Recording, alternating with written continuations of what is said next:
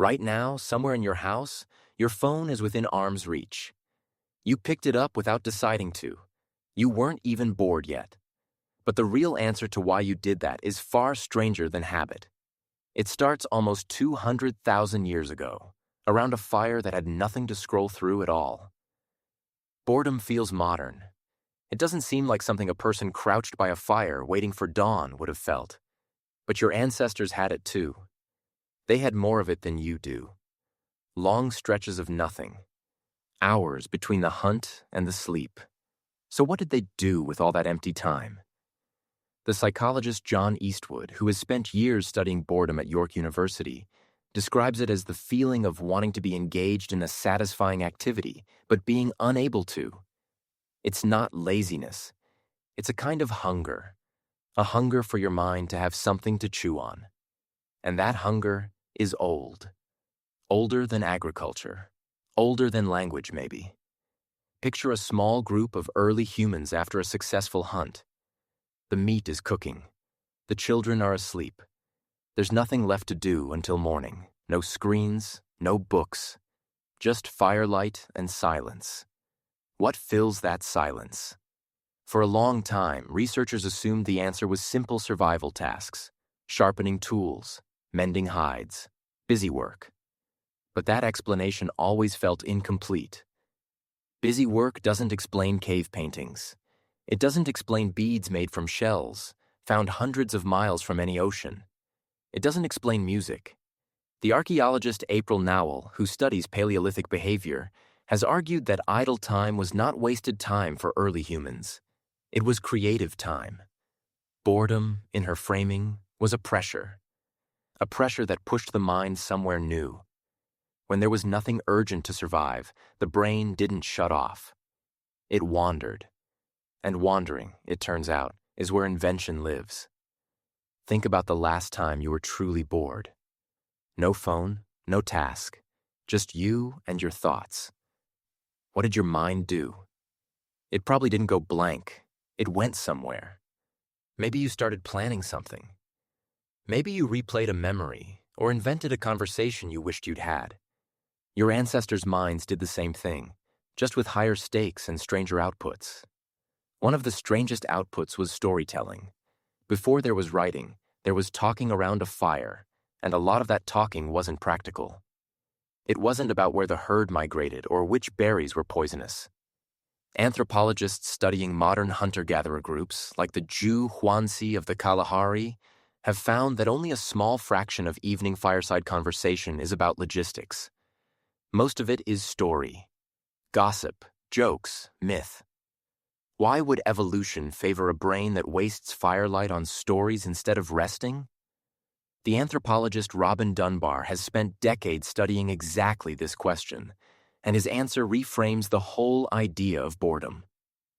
Dunbar argues that language itself may have evolved as a replacement for something even older: physical grooming. Primates groom each other for hours, picking through fur, not for hygiene, but to bond. It's slow. It's intimate, it's one-on-one. But as human groups grew larger, grooming everyone individually became impossible. There wasn't enough time in the day. So language stepped in. You could groom an entire group at once with your voice. A shared laugh at a fire does the same social work as 100 hours of picking lice, but it's faster, and it can be aimed at a crowd instead of one friend at a time. In Dunbar's view, boredom, gossip, and storytelling aren't distractions from survival. They're the technology that let human groups grow bigger than any other primate troop on Earth. That reframes everything. The itch you feel to check your phone during a dull meeting isn't a character flaw. It's a 100,000-year-old social reflex, looking for a fire that isn't there. But storytelling wasn't the only cure. There's the art.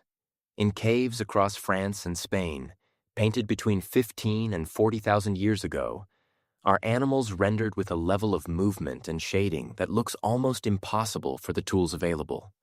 Some panels show bison with extra legs, painted slightly overlapped, so that in flickering torchlight the animal appears to run. That's not decoration. That's early animation. Someone lay on their back in the dark, working by torch, solving a problem nobody asked them to solve because their mind needed somewhere to go. There's also play. Archaeologists have found small carved figures, dice-like bones, and game boards scratched into stone that predate written history. Games don't feed anyone. They don't build shelter. And yet every human culture ever studied has invented them, usually early, usually fast. It's almost as if the moment survival needs were met, the human brain immediately went looking for a new kind of problem to solve, purely for the feeling of solving it. Here's the strange part. Modern research suggests boredom isn't the opposite of productivity. It's the engine behind it. Studies on mind wandering, including work built on Eastwood's research, have found that people who are mildly bored and then given a simple task generate more creative and unusual ideas afterward than people who were kept constantly stimulated. Boredom, it turns out, primes the mind to search. It's not empty. It's a search function with nothing to search yet. Your ancestors lived inside that search function for hours every single day. No notifications interrupted it. No infinite feed cut it short before it finished. The boredom stretched out, uncomfortable, until the mind found something. A rhythm to tap out, a shape to carve, a story to tell about the hunt that got a little more heroic each time it was retold. Now think about your own boredom. The moment it arrives, you probably kill it in under 4 seconds. A notification, a feed, a video that ends and starts another before you've had time to feel the discomfort at all. You never let the search function finish searching.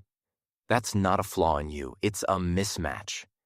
Your brain is running ancient software, built for long stretches of unfilled time, dropped into a world engineered to fill every single one of those stretches before you notice them opening. So, what did ancient humans actually do with boredom? They didn't kill it. They used it. They let it sit there, uncomfortable, until it built a story, a painting, a song, a bond with the person next to them at the fire. Boredom wasn't the enemy of their survival. In a very real sense, it built the parts of being human that have nothing to do with survival at all, and everything to do with why survival felt worth it. Tonight, when you feel that first flicker of restlessness, that urge to reach for your phone before you've even registered you're uncomfortable, pause for just a moment. Somewhere behind that flicker is the same ancient signal that once sent a hand toward a torch, a voice toward a story, a mind toward a cave wall in the dark. It was never asking you to escape the discomfort. It was asking you to make something out of it,